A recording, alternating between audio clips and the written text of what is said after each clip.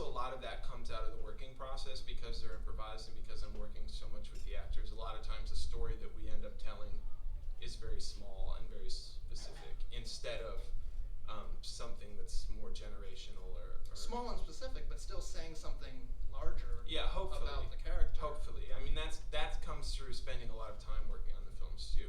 Even though a lot of them are taking place over several weeks or maybe over a month or two, we're still working on them for 7 or 8 months, you know, to sort of like figure out the sort of the right scenes to allow us to tell those stories, and also just to get to know each other, to be comfortable working together, because I'm working with usually it's just a crew of 2. Usually I'm shooting, if I'm not acting in the films, I'm shooting them, and then I have a sound person. That's the entire crew. We do all the lighting and everything ourselves. So I'm working with the actors in a very sort of stripped down, minimal environment. You know, as a way to try and get away from a big set with, you know, sort of like a lot of people standing around watching and a lot of hustle and bustle and things like that. I feel like not only is it not efficient time-wise, but it's really not a good environment for actors to be able to be vulnerable or emotional or anything like that. So we're shooting in real locations, most of the time with natural light, in a very stripped down way, so that the actors can be the most comfortable. Well, what if somebody, Spielberg, said, I saw Alexander the Last, thought it was great, I'm going to give you $100 million to make your next movie. Would you take it? No. Well, I mean, what I would ask him is, like, could I have all that money and then could I just make like 100 movies with it instead of one? Right, okay. You know what I mean? Like, because I don't need much money. Yeah. And I don't think that having that amount of money and that sort of infrastructure in place necessarily helps tell those kind of stories. A lot of the money on those bigger movies ends up going to things that aren't on screen. You know, like getting all of those people to and from set every day and all the food it takes to feed them and things. Teamsters. Yeah, like exactly. So no, it wouldn't be very tempting to me. What about a big name actor or actress? That could be. It depends. I mean, there's a lot of people that I would like to work with, but I would rather sort of take some bigger name actors and try and work with them in this small way rather than adapt to that way of working. Now, there's plenty of people who love your films, and film is always the subject for a great debate.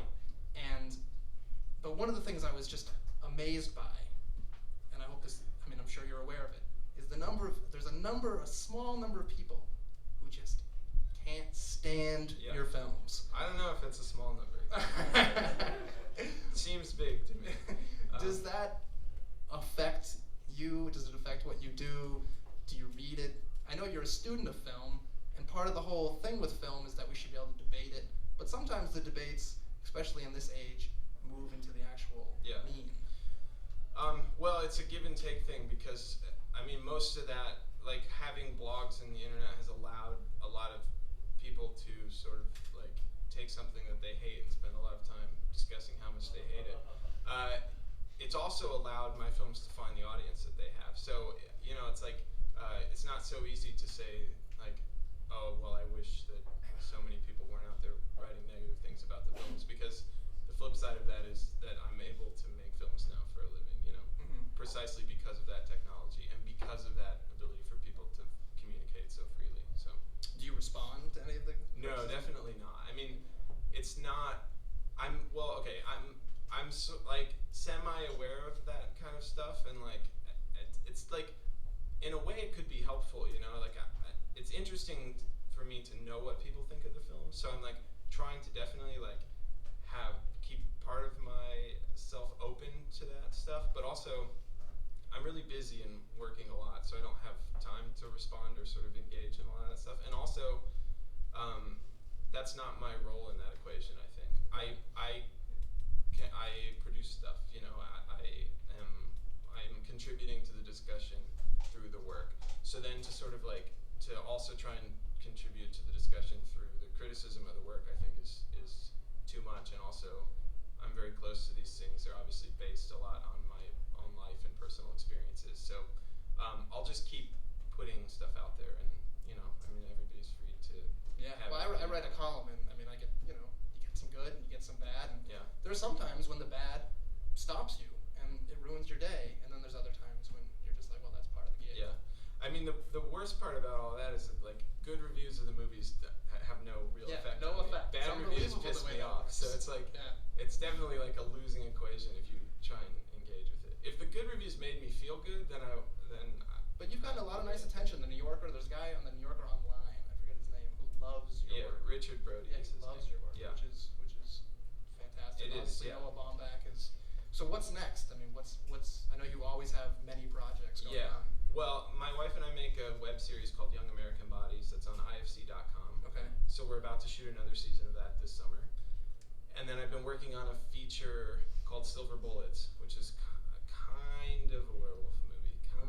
So that's completely. I mean, you went from ultimate realism to werewolves. Yeah. Actually, I mean, my feeling on it is like when I started making these sort of small, intimate relationship movies, YouTube didn't exist. Facebook was just something that a few college kids at Harvard were using. And the films that I was making at the time were filling sort of like a space that Hollywood was not commenting on, and I felt like I wasn't seeing people portrayed realistically. I certainly wasn't seeing young people portrayed realistically. So I was trying to make films that sort of like fit into what was a sort of like a wasteland of an area of like realistic portrayals of people. Now there's so much like accurate self-representation, and I feel like YouTube and Facebook have sort of like, Facebook especially has created like daily drama amongst all of our friends, like everybody's writing their own autobiographies now on Facebook, and I feel like that kind of filmmaking that I was doing is not necessarily very relevant or interesting anymore because those technologies have sort of taken that place. So I'm definitely moving more into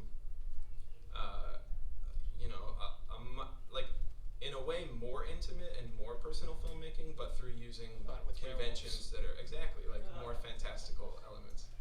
How can people see Alexander the Last right now? It is. It was available on VOD. I don't think it is not anymore. So I don't think there's a way to see it. People can email me. I can just sell you a burned DVD or something. That's illegal, but I'll do it. I don't own the movie anymore. We sold it to IFC. But and then Nights and Weekends, the one I made before that, is coming out on DVD in August. Okay. And the three before that, Hannah Takes the Stairs, LOL, and Kissing on the Mouth, they're all on Netflix or Amazon. You can get them that way. Sounds great. Joe Swanberg, everyone.